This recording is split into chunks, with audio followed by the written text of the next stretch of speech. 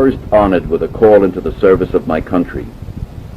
Then, on the eve of an arduous struggle for its liberties, the light in which I contemplated my duty required that I should renounce every pecuniary compensation. From this resolution I have in no instance departed, and being still under the impressions which produced it, I must decline as inapplicable to myself any share in the personal emoluments which may be indispensably included in a permanent provision for the executive department. To a benevolent human mind, there can be no spectacle presented by any nation more pleasing, more noble, majestic, or august than an assembly like that which has so often been seen in this and the other chamber of Congress, of a government in which the executive authority, as well as that of all the branches of the legislature, are exercised by citizens selected at regular periods by their neighbors to make and execute laws for the general good. All too will bear in mind this sacred principle, that though the will of the majority is in all cases to prevail, that will to be rightful must be reasonable, that the minority possesses their equal rights, which equal law must protect, and to violate would be oppression. Let us, then, fellow citizens, unite with one heart and one mind.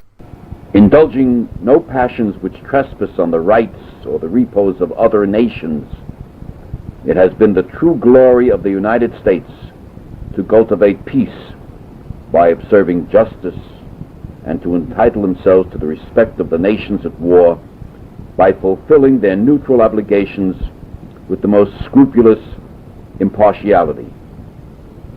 Possessing as we do all the raw materials, the fruits of our soil and industry, we ought not depend in the degree we have done on supplies from other countries. While we are thus dependent, the sudden event of war, unsought and unexpected, cannot fail to plunge us into the most serious difficulties. 10 years of peace, at home and abroad, have assuaged the animosities of political contention and blended into harmony the discordant elements of public opinion. There still remains one effort of magnanimity, one sacrifice of prejudice and passion to be made by the individuals throughout the nation who have heretofore followed the standards of political party. Without union, our independence and liberty would never have been achieved. Without union, they never can be maintained. Divided into 24, or even a smaller number of separate communities, we shall see our internal trade burdened with numberless restraints and exactions, communication between distant points and sections obstructed or cut off, our sons made soldiers to deluge with blood the fields they now till in peace, the mass of our people borne down and impoverished by taxes to support armies and navies, and military leaders at the head of their victorious legions becoming our lawgivers and judges. The loss of liberty, of all good government, of peace, plenty, and happiness must inevitably follow a dissolution of the Union. The last, perhaps the greatest, of the prominent sources of discord and disaster supposed to lurk in our political condition was the institution of domestic slavery. Our forefathers were deeply impressed with the delicacy of this subject, and they treated it with a forbearance so evidently wise that in spite of every sinister foreboding, it never, until the present period, disturbed the tranquility of our common country. The great danger to our institutions does not appear to me to be in a usurpation by the government of power not granted by the people, but by the accumulation in one of the departments of that which was assigned to others.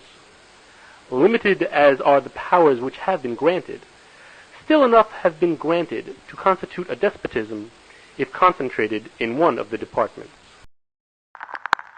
To the people of the United States, fellow citizens, before my arrival at the seat of government, the painful communication was made to you by the officers presiding over the several departments of the deeply regretted death of William Henry Harrison.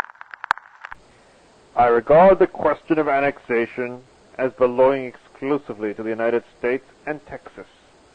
Foreign powers do not seem to appreciate the true character of our government. Our union is a confederation of independent states whose policy is peace with each other and all of the world.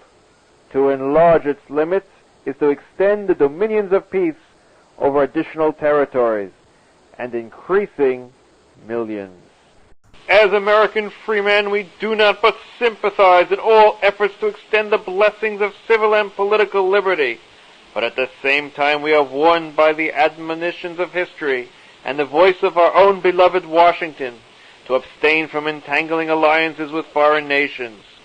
In all disputes between conflicting governments, it is our interest, not less than our duty, to remain strictly neutral, while our geographic position, the genius of our institutions and our people, the advancing spirit of civilization, and above all the dictates of religion direct us to the cultivation of peaceful and friendly relations with all powers.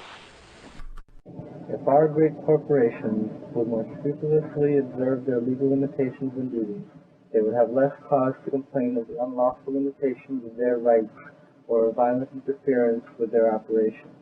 The community that in concert, open or secret, among its citizens denies to a portion of its members their plain rights under the law has severed the only safe bond of social order and prosperity. I believe that involuntary servitude, as it exists in different states of this Confederacy, is recognized by the Constitution. I believe that it stands like any other admitted right, and that the states where it exists are entitled to efficient remedies to enforce the constitutional provisions. I fervently hope that the question is at rest, and that no sectional or ambitious or fanatical excitement may again threaten the durability of our institutions or obscure the light of our prosperity. All agree that under the Constitution, slavery in the United States is beyond the reach of any human power except that of the respective states themselves wherein it exists. May we not, then, hope that the long agitation on this subject is approaching its end, and that the geographical parties to which it has given birth, so much dreaded by the father of his country, will speedily become extinct. Fondly do we hope, fervently do we pray, that this mighty scourge of war may speedily pass away. Yet, if God wills that it continue until all the wealth piled by the bondsman's 250 years of unrequited toil shall be sunk, and until every drop of blood drawn with a lash shall be paid by another drawn with a sword, as was said 3,000 years ago, so still it must be said, the judgments of the Lord are true and righteous altogether. The impeachers urged citizens to press their senators to convict. Great danger to the peace of the country, warned a telegram sent to Republicans around the country. Before Saturday, the recipients should set opinion by resolutions, letters, and delegations.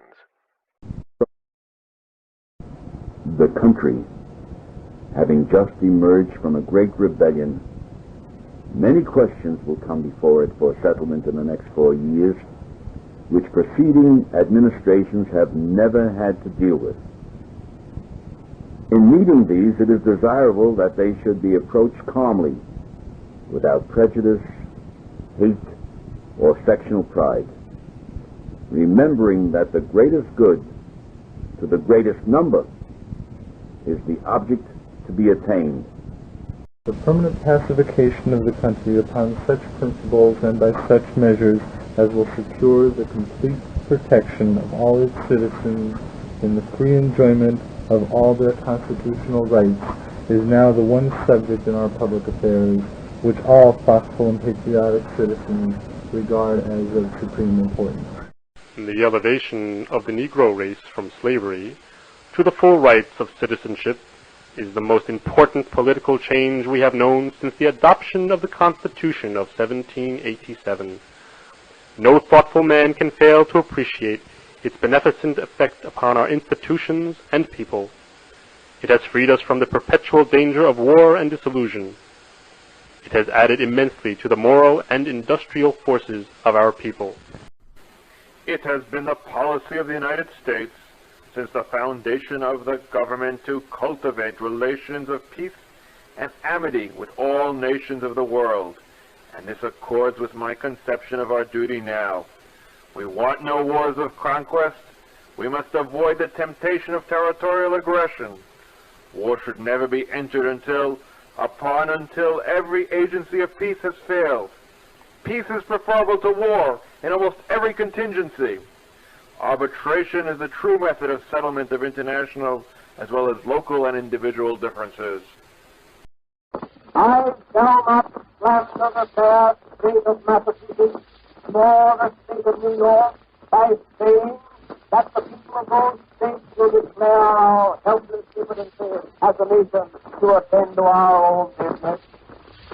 It is the issue of 1776 over again.